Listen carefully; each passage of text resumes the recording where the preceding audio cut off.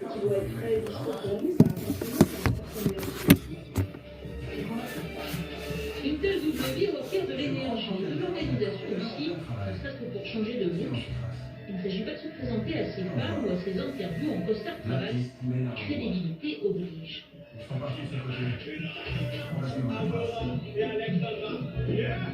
Cette justice est l'invité d'honneur d'une radio FM.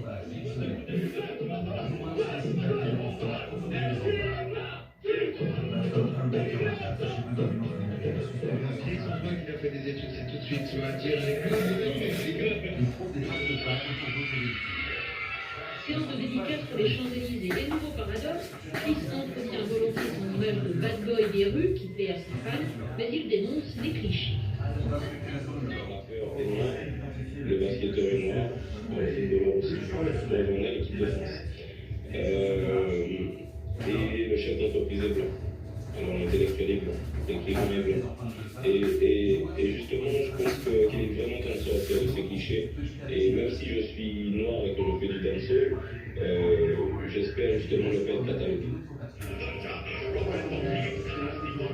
Chris pourrait très bien aujourd'hui abandonner ses études, mais il y voit un gage de sécurité pour l'avenir. Et cet avenir, il n'a pas l'intention de le rater, avec ou sans la musique.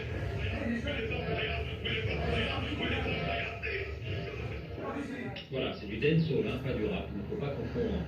Le retour de l'été, après la grisaille et le froid du mois d'août, la remontée des températures est une bénédiction pour les professionnels du tourisme qui voient la saison redémarrer. Si vous faites partie des vacanciers de septembre, vous avez le nez creux et grâce à Carnac en Bretagne avec le goût Michelin. Grand soleil, température agréable. En ce dernier jour d'août, l'été a retrouvé des couleurs. Comme pour faire oublier ces journées de grisaille et de fraîcheur, où le pull était de rigueur sur la plage. Alors, les derniers vacanciers apprécient, même si les vacances sont presque finies. Enfin du soleil. Ces jours pas été extraordinaires.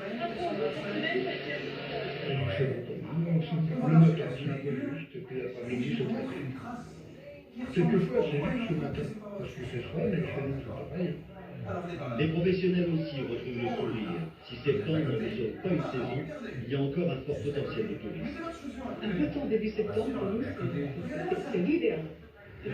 Parce que les gens vont profiter des premiers jours de ces jours-là pour venir 8 jours, 10 jours.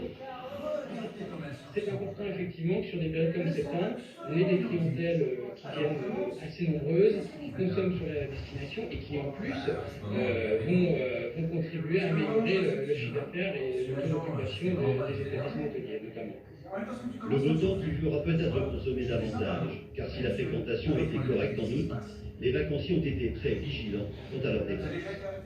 Bonne nouvelle pour les amateurs de peinture, le cri et la madone de Munch ont été retrouvés. Information donnée par la police norvégienne aujourd'hui. Les deux tableaux avaient été dérobés en plein jour dans un musée à Oslo par deux hommes armés il y a 2 ans. Et ils sont apparemment en assez bon état. Aucune précision sur l'endroit ou les circonstances de cette découverte n'ont été communiquées. Cinéma, le coup d'envoi de la Mostra de Venise, l'un des plus grands festivals du monde, avec Cannes, festival de cinéma. Le jury est présidé cette année par Catherine Deneuve. En ouverture, le Dahlia Noir, d'après le polar de James Ellroy, avec Scarlett Johansson. Sur place, Marie Chauffon, Olivier. La Venise historique, 1000 fois troquée, mais aussi la Venise insolite. Une alchimie qui surprend toujours les stars venues pour la parade du cinéma. Elle se prépare dans le palace du Grand Canal, assiégée par les paparazzi.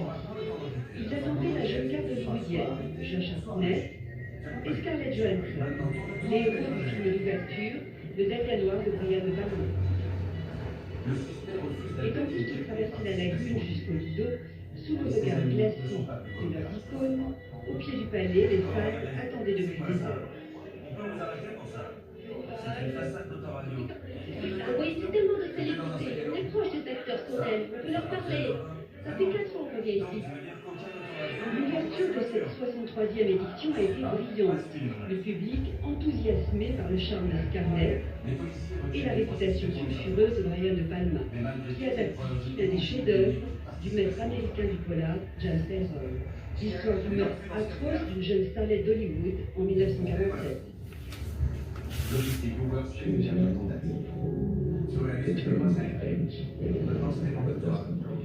Et l'enquête qui s'ensuivit menée par deux policiers anciens boxeurs. C'est un univers très perturbant qui vous pique au vif. Quand vous lisez les livres de James Ellroy, vous vous sentez presque coupable. C'est tellement excitant, cette histoire sombre et tortueuse.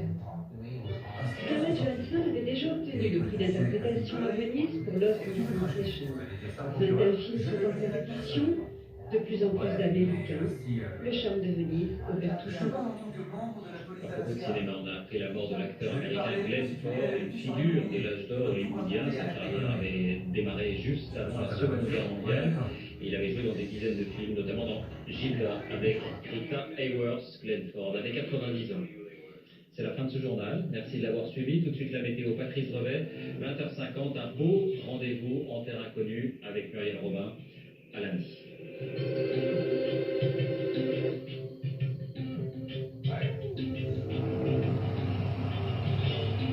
Comment vous a fumé? Vous a fumé? Bien joué, mec. C'est le départ, t'as senti que c'était gagné? C'est clair. Ça t'a fait quel effet de l'oublier au départ? Ça fait du bien. T'as vu où il était? Non. Tu as pas vu? Ouais. C'est donc la troisième fois d'affilée qu'il dit nuit. Tu crois que ça lui était déjà arrivé? Pas que je sache. Bon, on se retrouve pour la prochaine manche. Donc d'habitude, puis oui perd une fois, il digère sa défaite et il revient plus fort. En général, pour la revanche, il laisse aucune chance à son adversaire.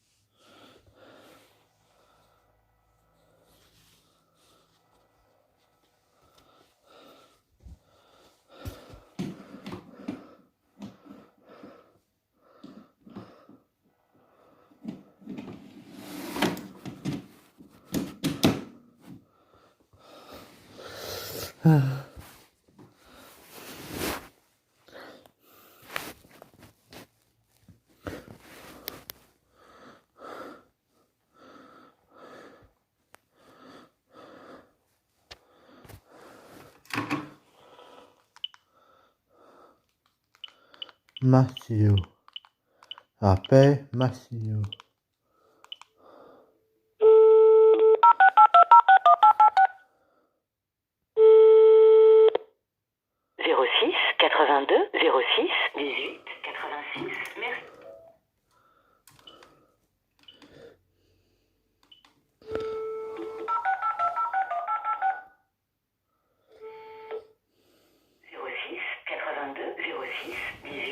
Merci. Merci de laisser un message après le bip sonore. Une fois votre message enregistré, vous pouvez raccrocher